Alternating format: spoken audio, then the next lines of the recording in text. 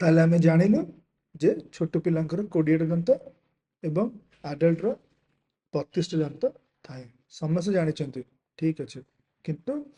आ गोटे important point जोड़ा मैं कहना चाहूँगी ये दांत जो पार्टी को उठुची या इरप्ट करुची आर गोटे प्रॉपर टाइमिंग और शेड्यूल थाए जदि आपण माने से टाइमिंग और शेड्यूल टा बुझी परिबे तो दांतर प्रॉपर केयर आपण नहीं परिबे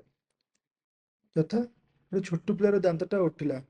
90% लोक मैंने कन्फ्यूज हो जाती एटा मिल्क टूथ ना परमानेंट टूथ तापर मध्य आपण चाहिले बुझी परिबे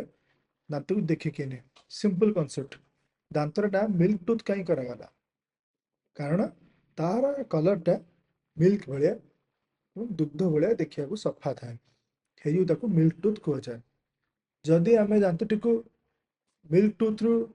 आम जो परमानेंट टूथ आड़ को आम गति करमती पड़ी नुआ दांत आसो से धड़ा ही रहे किंतु एत धड़ा नुहे as compare to the milk tooth तेणु मिल्क टूथ आ परमानेंट टूथ